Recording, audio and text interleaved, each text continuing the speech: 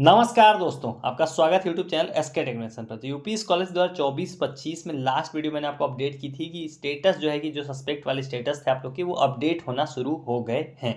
काफ़ी ज़्यादा छात्रों के सुबह से लेकर अभी तक भी स्टेटस अपडेट हो गए हैं। कल रात में बहुत लोग के स्टेटस अपडेट हुए हैं। अपडेट होने के बाद बहुत सारे डाउट आ रहे हैं। अभी दो सवाल आ रहे हैं। एक सवाल तो ये आ रहा है कि बहुत लोग का अभी अपडेट नहीं हुआ है, तो जिनका अपडेट नहीं हुआ क्या उनका क्या कब बदलेगा, चेंज होगा या नहीं होगा, आखिर में उनका क्यों कब होगा, ये सारे जो सवाल है आखिर में उसकी डेट क्या होने वाली है, उसकी तारीख क्या होने वाली है। दूसरा सवाल है कि बहुत लोग स्टेटस अपडेट होने के बाद वहाँ पर अलग अलग तरीके की समस्याएं दिख रही हैं। अभी भी मतलब सस्पेक्ट दिख रहा है।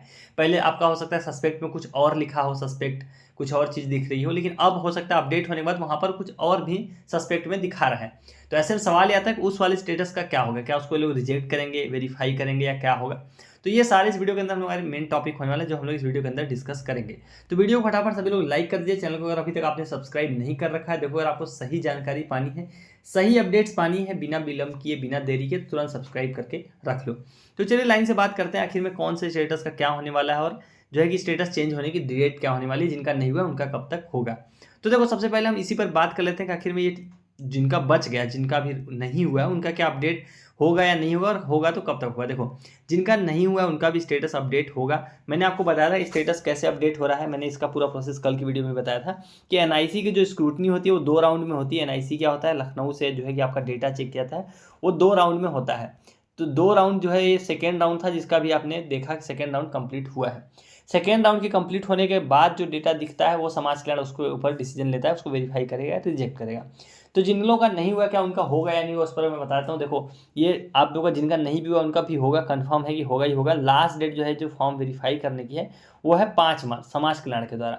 इसमें भी आप डिले मान के 10 मार्च तक मान के चल सकते हो।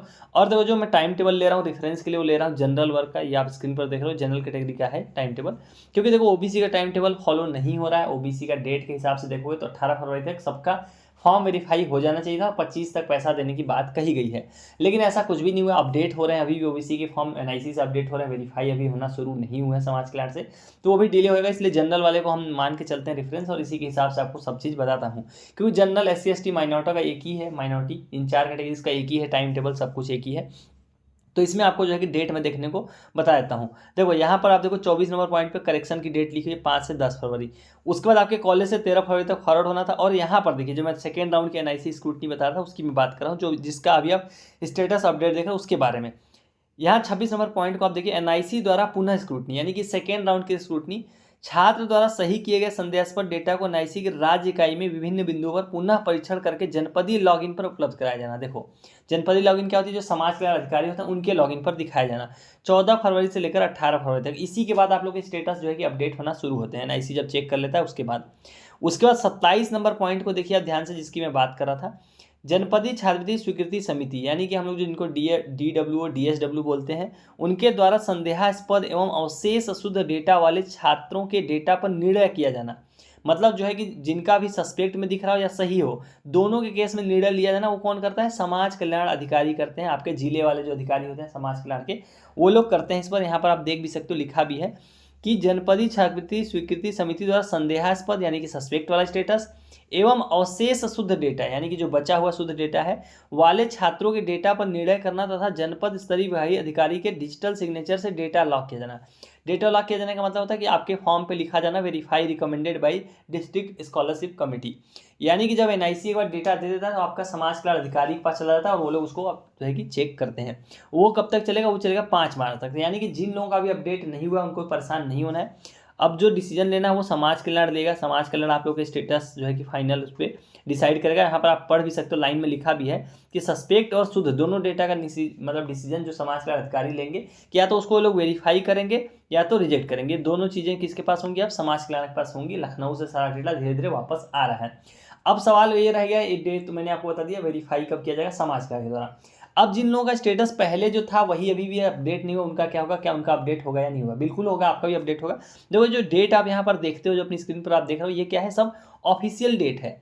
ऑफिशियल डेट है मतलब जो ये लोग पहले से बताते हैं कि इससे इस तारीख तक करेंगे, लेकिन ये स्ट्रिक्टली फॉलो नहीं की जाती है। गवर्नमेंट का काम है, प्रॉपर इसको फॉलो करना बहुत मुश्किल होता है, तो इसमें डिले भी मान के चल सकते हो। जितने लोगों का भी अपडेट नहीं हुआ उनका भी आज कल 2-3 दिन के अंदर आप लोग का भी अपडेट हो जाएंगे। 3 से 4 दिन मैक्सिमम लगेगा, उसके बाद आप लोग का पूरा सब लोग का अपडेट हो जाएगा। अपडेट होने के बाद अब जो स्टेटस अपडेट जैसे अब हो गए उन पे बात करते हैं। मैंने आपको ये तो बता दिया जिनका अपडेट नहीं हुआ उनका क्या होगा। अब जिन लोगों का अपडेट हुआ उनका क्या होगा, उनका क्या आप वेरीफाई कर देंगे, रिजेक्ट कर देंगे या क्या होगा। तो देखो अपडेट होने के बाद जैसे बहुत लोगों का स्टेटस बहुत अलग तरीके से आ रहा है। जैसे इनका स्टेटस देखो, जिन लोगों का अपडेट होकर यहाँ पर pending at district scholarship committee आ गया है, ये सबसे अच्छा स्टेटस है। अगर आपके स्टेटस में चेंज होने के बाद अगर pending at district scholarship committee आ गया, इसका मतलब चांसेस हाई हैं कि इसको ये लोग वेरीफाई करेंगे। क्योंकि देखो एनआईसी को यहाँ पर कुछ भी गलत नहीं मिला, इसीलिए उन्होंने इसको समाज कल्याण को दे दिया है। अब इसको समाज कल्याण वेरीफाई कर देगा। ये हो गया हमारा एक टाइप का स्टेटस जो कि अभी चेंज होकर वेरीफाई होगा। दूसरा स्टेटस देखते हैं हम लोग। दूसरा जो स्टेटस है वो है इस तरीके का।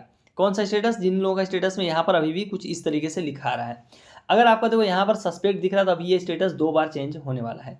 2 बार चेंज मैं इसलिए बोल रहा हूँ, अगर देखो एनआईसी से अभी ये चेंज एक बार और हो सकता है 2-3 दिन के अंदर अंदर। अगर एनआईसी से चेंज होता है तो पेंडिंग है DW हो जाएगा, उसके बाद समाज कल्याण इस पर डिसीजन लेगा। अगर एनआईसी से आने के बाद आपका डेटा इस तरीके से दिख रहा है तो ऐसे केस में देखो समाज कल्याण के ऊपर डिपेंड करता है उस पर जो है कि लोग क्या एक्शन लेंगे। तो एक बार अभी इसमें दोबारा अपडेट होगा जब समाज कल्याण इसको चेंज करने वाला है। तो अब देखो वो डिसीजन कौन लेगा, वो समाज कल्याण लेगा। एनआईसी से डेटा आने के बाद वहाँ पर भी टाइम टेबल में अपनी एग्जैक्ट लाइन मैंने आपको पढ़ाई वही लिखी हुई है। अगर आपका पेंडिंग है DW लिखा है तो मैंने अभी आपको बताया भी कि ये सबसे अच्छा स्टेटस है। अगर आपका इस तरीके से दिख रहा है तो 95% चांस है कि वेरीफाई हो जाएगा। 5% ही कि अगर गलती से वो लोग रिजेक्ट करते हैं तो, नहीं तो इसको रिजेक्ट नहीं किया जाएगा। अब बहुत सारे लोगों के स्टेटस जो है कि अपडेट होने के बाद इस तरीके से दिख रहे हैं। कैसे देखो, जैसे पहले इनका स्टेटस देखो enrolment roll number marks not match इस तरीके से लिखा रहा था। अब चेंज हो गया क्या, सिर्फ बिलो 50% वाला सीन आ रहा है। यानी कि एनआईसी से इसको अपडेट कर दिया गया और एनआईसी को अभी भी इतनी चीज़ यहाँ पर गलत लग रही है। तो ऐसे केस में इस पर डिसीजन कौन लेगा, समाज कल्याण विभाग लेगा। वो लोग डिसाइड करेंगे इसको वेरीफाई करना है रिजेक्ट करना है, ये उन पर डिपेंड करता है। अगर आपका कुछ गलत नहीं है, अगर समाज कल्याण भी अपने लेवल पर वेरीफाई करेगा तो इसको वेरीफाई कर देंगे। अन्यथा लोग अगर एनआईसी के डेटा पर सिर्फ डिसीजन लेंगे तो इसको रिजेक्ट कर दिया जाएगा। ऐसे में देखो एक इंपॉर्टेंट जो मैं यहाँ पर और आपको बताना चाहूँगा कि अगर आपके कॉलेज से स्कूल से अगर कुछ भी डॉक्यूमेंट आपको इस दौरान मांगा जाता है, अगर आपका कुछ भी स्टेटस में दिख रहा है, अगर कोई डॉक्यूमेंट मांगा जाता है, देखो डॉक्यूमेंट कौन मांगता है। देखो जैसे जैसे जिन लोगों का स्टेटस इस तरीके से दिखा रहा है एनआईसी डेटा आने के बाद, तो हो सकता है समाज कल्याण आपके कॉलेज से कांटेक्ट करे और आपसे रिलेटेड कोई डॉक्यूमेंट मांगे ताकि ये डिटेल्स वो लोग वेरीफाई कर सकें।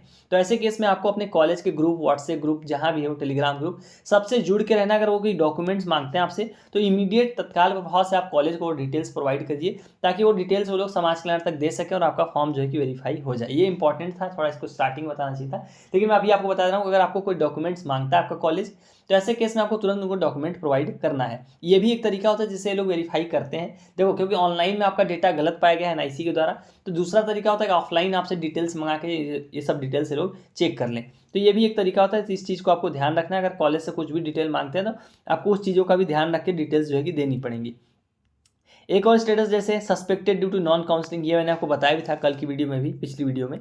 उसमें आप लोगों को मैंने बताया था अगर नॉन काउंसलिंग वाला रीजन दिख रहा है तो चांसेस है कि इसको रिजेक्ट कर दिया जाएगा समाज कल्याण द्वारा। नॉन काउंसलिंग पे रूल जो है कि पिछले 2 सालों से चल रहा है कि जो डायरेक्ट एडमिशन वाले हैं उनको स्कॉलरशिप नहीं दे के रिजेक्ट कर दिया जाता है फॉर्म। तो ये लोग कैसे करते हैं ये अभी भी एक मिस्ट्री है। कुछ लोगों का डायरेक्ट एडमिशन वालों का वेरीफाई भी करते हैं, कुछ को आइडेंटिफाई करके रिजेक्ट भी करते हैं। तो ये रैंडम होता है या क्या होता है इस बारे में जो है कि बिल्कुल इन्फॉर्मेशन नहीं है। तो ये हो गया आप लोग का स्टेटस। ये थे अब जितने भी स्टेटस है लगभग मैंने सारे आप लोगों के कवर कर लिए। जितने लोग का अभी सस्पेक्ट दिख रहा है एक ही चीज़ मैं आपको रिपीट करूंगा कि अगर आपका अभी अपडेट हो गया है तो उस पर डिसीजन कौन लेगा, उस पर डिसीजन लेगा आपका समाज कल्याण विभाग।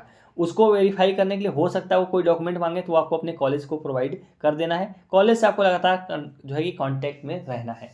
तो ये थे आप लोग के सारे स्टेटस कौन से अपडेट होंगे। मैंने पूरा आपको डेट बता दिया। डेट क्या होने वाली, ऑफिशियल डेट है 5 मार्च, जिस तक आप लोग के स्टेटस या तो वेरीफाई हो जाएंगे या तो रिजेक्ट हो जाएंगे। ऑफिशियल डेट है तो इसमें आप 5 और 7 दिन का और आप डिफरेंस मान सकते हो। तो 10 मार्च या 12 मार्च तक सभी के स्टेटस आप लोग के वेरीफाई या रिजेक्ट कर दिए जाएंगे। सो चलिए गाइस, उम्मीद करता हूँ आपके डाउट्स क्लियर हो गए होंगे आप लोग के स्टेटस से रिलेटेड। और कोई डाउट हो तो कमेंट सेक्शन में आप सवाल करके पूछ सकते हो। टेलीग्राम ग्रुप से नहीं जुड़े तो वहाँ भी जुड़ जाना और इंस्टाग्राम पर भी फॉलो करके मैसेज कर सकते हो। सो चलिए गाइस, वाली वीडियो में इतना ही। Thank you for watching. Stay tuned to SK टेक्नोमेशन।